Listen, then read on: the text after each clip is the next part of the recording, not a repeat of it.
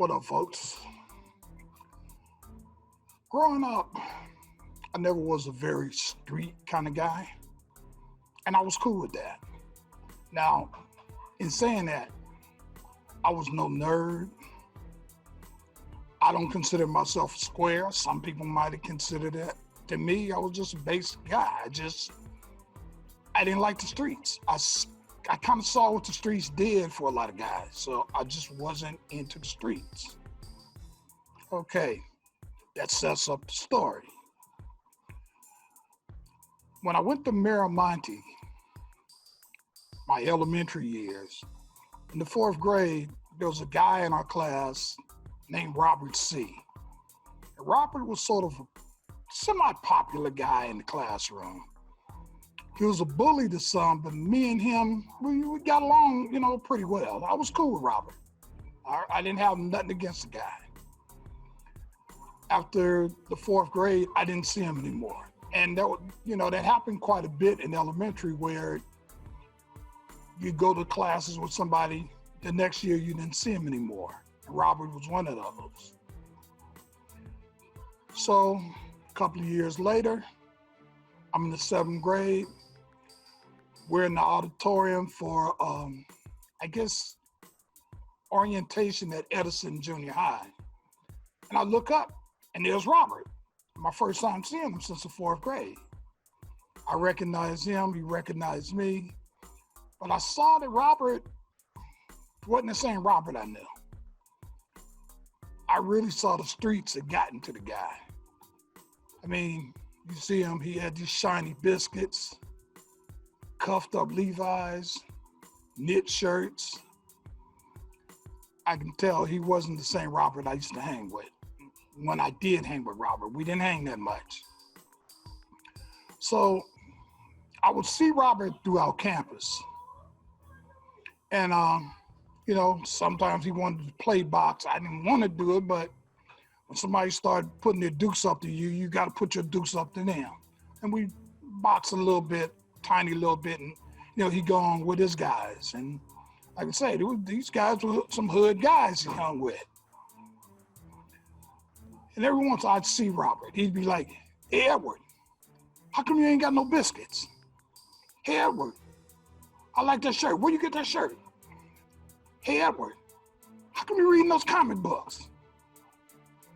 Hey, Edward, how come you hang with them guys over there?" It was always something like that. And Robert was determined that I needed to be more street. This is something I've dealt with a lot, and I never understood it because the guys I hung with, nobody felt the need to make them street. But for some reason, everybody wanted me to be street. Even my family, people wanted me to be more out there. And maybe that's because of my pops, who was kind of into the streets, to the point where, most of my elementary years, my pops got locked up. I remember visiting him over at Terminal Island Prison. And I knew I didn't want to go to prison. I mean, I didn't know, now I'm finding out all these stories about what happens in prison, but I knew I didn't want to be in prison. My pops was a big, tall, tough guy, so maybe he handled himself well. Me, I was kind of a little skinny, little semi-quiet kid. Anyhow, Robert felt the need to make me more street. And he took upon himself to make me more street. Something that other people have tried to do or either suggest.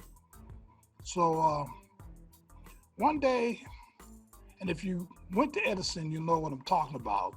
In the boys' canteen area, well, what used to be the boys' canteen area, I was standing around near the area that was between the boys' canteen area and the boys' restroom. Robert and one of his boys grabbed me by the arm and pulled me into the bathroom. And he yelled, "Free fall." And three other guys joined in. Now, I don't know if the word free fall was a Edison thing or was it an LA thing? Because I haven't heard it since Edison Junior High. But it was basically when you jump on somebody or beat somebody up in a playful fashion. So, and never forget this guy named Edward Brewster. He jumped in. And like I said, it was about 5 of them that got me in the bathroom and did their little body punches. They weren't really trying to hurt me, because I've known guys get lips busted during free falls. To me, they were just, that little punching you in the shoulder and the chest, and I'm trying to ball up, so they wouldn't hit me in any kind of wrong areas. And we all knew this was implemented by Robert. So they let me go. And I always remember this girl who was watching through the bathroom door as it was going on. And I guess she thought I was really getting jumped on. And I would see Robert after then, but I always made sure to keep a distance, because I was like, this is getting a little too serious.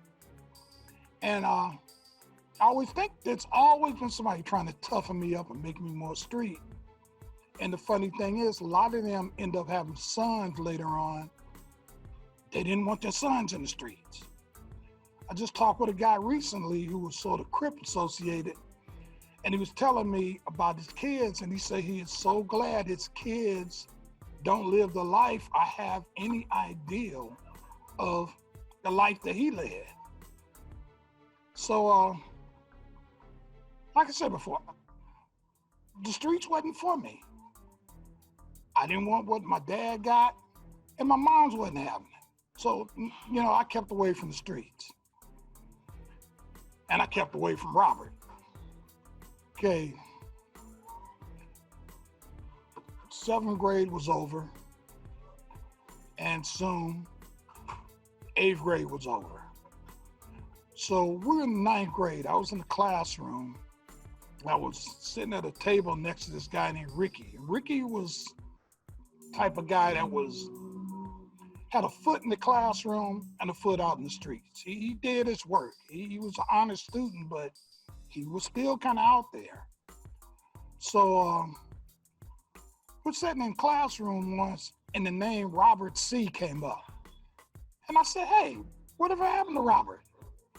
And him and this other guy looked at me and said, you didn't know? I said, no. I said, man, Robert dropped out of school after 7th grade, and he got hooked into pills, and he's all messed up now. And I think about this. This was a guy that girls were crazy about Robert. He was biracial, I think. He had this big curly fro. He wasn't a real light-skinned guy. He had a big curly fro. I think it was either half Asian or half Hawaiian. I think it was half Hawaiian or Samoan or something like that. And girls liked him. He seemed like he enjoyed his life, but, he ended up getting messed up on pills. And this is the life he was trying to introduce me to. He wanted me into them streets, and I see where it got him. And I often wonder how many other guys who have tried to avoid the streets are pulled in like people tried to pull me in. Because trust me, lots of people tried to pull me in.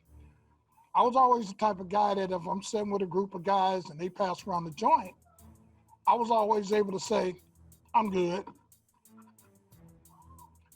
So as for Robert, I really don't know. What happened after I heard he got messed up on pills. My suspicion he's no longer with us now, because a number of those guys, I understand, aren't with us anymore.